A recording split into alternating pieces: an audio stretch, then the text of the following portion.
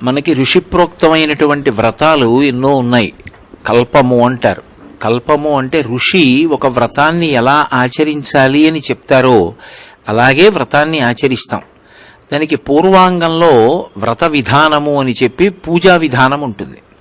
ఉత్తర భాగమునందు కథ ఉంటుంది. కథ అంటే అది కల్పితమైనటువంటి కథ కాదు.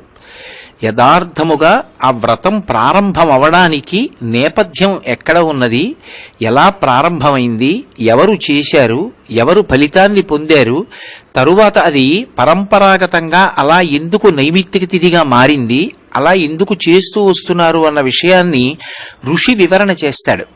అలా వివరణ చేసి కల్పాన్ని ఇస్తారు. కల్పము అంటే ఆ వ్రతము ఎలా చెయ్యాలని నిర్దేశింపబడిందో అలా చెయ్యాలి తప్ప మరొక విధంగా మార్చి చెయ్యకూడదు.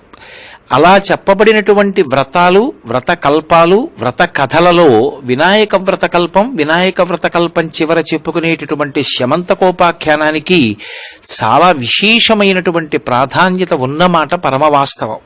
ఎందుచేత అంటే మిగిలిన కథలు ఇందాక నేను చెప్పినట్లుగా ఎక్కడ ప్రారంభమైంది, ఎవరు చేశారు, ఎలా చేశారు, తరువాత మనం ఎలా చెయ్యాలి, దానివల్ల వచ్చే ఫలితం ఏమిటి అన్నది చెప్తాయి.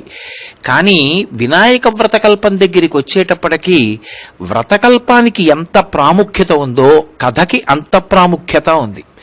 ఎందుచేత అంటే ఎవరైనా సరే భాద్రపద మాసంలో శుక్లపక్షంలో చవితి నాడు వచ్చేటటువంటి చంద్రబింబాన్ని దర్శనం చేస్తే వాళ్ళకి అపనిందలు కలుగుతాయి అని విఘ్నేశ్వరుడి యొక్క శాపం. అది యథార్థమునకు ప్రారంభంలో కేవలముగా భాద్రపద శుక్లపక్ష చవితికి మాత్రమే పరిమితము కాలేదు. ఎప్పుడు చంద్రుణ్ణి చూసినా సరే అపనిందలు వస్తాయని శాపవాక్కు విఘ్నేశ్వరుడు విడిచిపెట్టాడు.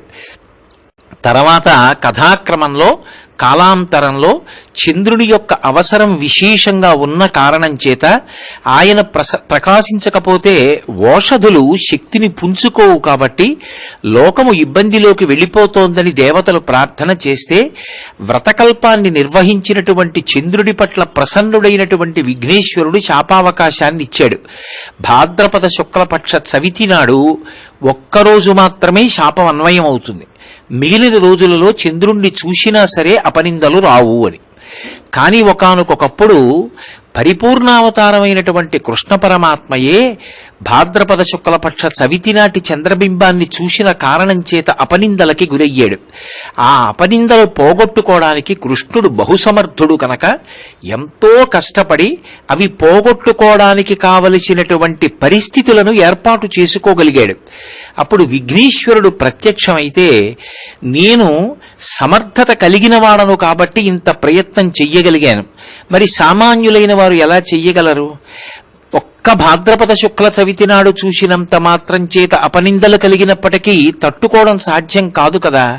కాబట్టి దీనికి కూడా నువ్వు ఏదైనా పరిహారం చెప్తే బావుంటుంది అని ప్రార్థన చేస్తే ఏ స్యమంతకమణిని సూర్య భగవానుడి నుండి సత్రాజిత్తు పొంది ఇంత పెద్ద కథ నడిచిందో, ఏ స్యమంతకమణి కోసమే కృష్ణుడు అన్ని కష్టాలు పడవలసి వచ్చిందో, తన నిర్దోషిత్వాన్ని నిరూపించుకోవలసి వచ్చిందో, అది అంతర్గతంగా విషయంగా ఉన్నటువంటి ఆ స్యమంతకోపాఖ్యానాన్నంతటినీ కూడా కథారూపంలో ఒక్కసారి విన్నా అనేకమైనటువంటి మలుపులతో ఉంటుంది. కాబట్టి స్యమంతకోపాఖ్యానం ఒకవేళ అంతా వినకపోయినా ఒక్క శ్లోకం, అది సింహప్రసీనమవదీహి సింహో జాంబవతా హతః సుకుమారకమారోధీహి తవ హ్యేషా స్యమంతకః అని ఆ రోజున జాంబవతి ఆ సుకుమారుడు అని పేరు కలిగినటువంటి జాంబవంతుని యొక్క కుమారుణ్ణి ఊయలలో పెట్టి ఊపుతూ శమంతకమణి ఎక్కడి నుంచి వచ్చిందో పరోక్షంగా కృష్ణుడికి చెబుతూ పాడినటువంటి పాటగా ఉన్నటువంటి ఆ శ్లోకాన్ని ఒక్కదాన్ని చదువుకున్నా సరే సుకుమారకమారోధీహి అన్న మాటకు అర్థం ఆనాడు జాంబవతి తన తమ్ముడికి చెప్పిందని కాదు. సుకుమారక అంటే మనమే. ఓ సుకుమారుడా, అపనిందలొచ్చాయని బాధపడకు, మారోధీహి ఏడవవద్దు, తవ హ్యేషా స్యమంతకః. ఆనాడు జాంబవంతుడు తెచ్చిన స్యమంతకమని ఓ తమ్ముడా సుకుమారుడా నీకే అంది జాంబవతి.